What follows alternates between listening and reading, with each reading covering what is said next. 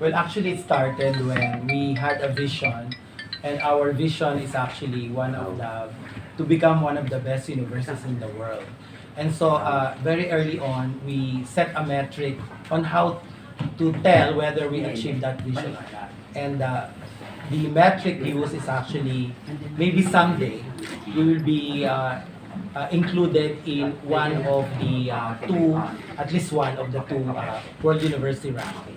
It's either QS and or Times Higher Education. So it's a 20-year journey, well, maybe more than, 20-year journey because we actually crawl um, with all the criteria in the World University ranking. And the most difficult actually is actually to improve our research publication, among other very difficult criteria. And of course, the other important criteria is also internationalization. So the crucial criteria are research and internationalization. Sir, just a follow-up. Now that you have that listing, how do you intend to sustain it or to maintain it?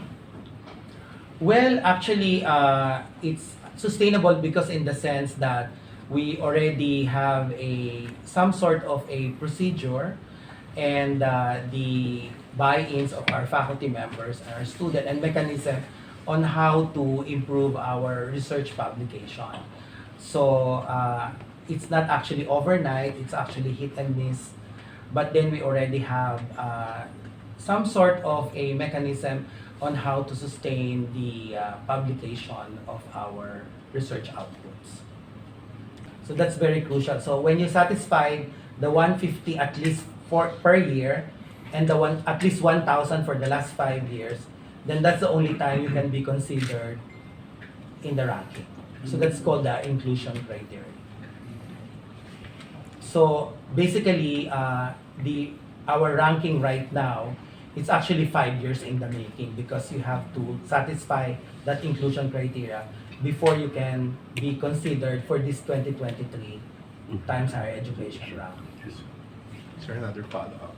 The recent development about yung Arizona State University in partnership, how will it factor in to this status?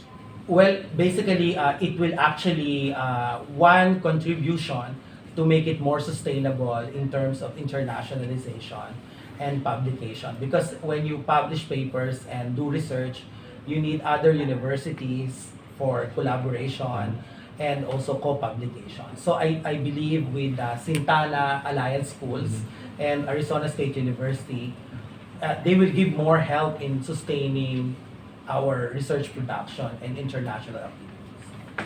Are you expanding the scope of the research? Because currently, most of the research that are recognized are more on the engineering side, the Mapua focused. But now you're having business or having biology. Yeah. With So ASU. so if you're going to see the profile of our research output, it's in the area of computer science, engineering, and physical sciences. But then Arizona State University and Sintana will definitely help us spur more research outputs in business and in health sciences. So overall, it will greatly help Mapua in expanding in other areas of research other than the typical engineering, computer science, and physical sciences. If you would translate it to common layman's term, how would you explain it to them? What's the significance to the brand, the Mapua, to the students, to the faculty, every stakeholder? Well, I think for the longest time we want to be internationally benchmarked, and I think you can say that we have arrived to the people that we have arrived in achieving that we have really satisfied and we have now the metrics that we can say that we are internationally benchmarked because the criteria are actually based on international World University ranking. So it's not just a lip service. It's a third-party recognition. Well, si Bonnie actually is doing the is the point person for the collaboration with Arizona State. So that's really the next big thing for us, especially because of the School of Medicine we are putting up. In 2024. 2024. No? So we're going to start offering degrees towards a Health sciences, health sciences and medicine and nursing. So that's something that we are looking forward to, and I think it's very big in that sense for Mapua. In addition to having a collaboration with Arizona State with our business school. And the collaboration actually extends to our children's schools. Malayang Mindanao, or Mapua Mindanao, and Mapua Laguna. So they will also have collaboration in the areas of business.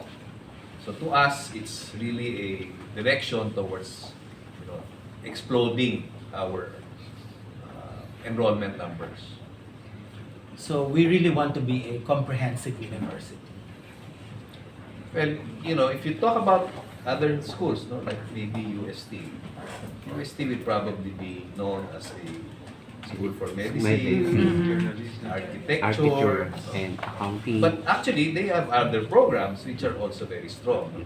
So in the sense, Mapua will always be known as an engineering school, although our founder was the first licensed architect in the Philippines. Eventually, we will have all of that. We will have all the other programs that are very competitive with industry. So that's how we're looking at it at this time. Baka sir, you could also explore medical technology since you are into engineering. Meron din yun. We are going to offer it next year. Next. Meron din. So we're going to offer nursing and medical technology next year. In fact, it will be housed here initially. Mm. Yeah, the medicine will be housed here in Makati. And then you're going to have a separate school for it soon? A location, you mean? Yeah, yeah, Yeah. yes.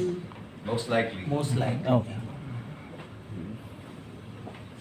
It might also be possible to build a new building for health sciences in Laguna, for example.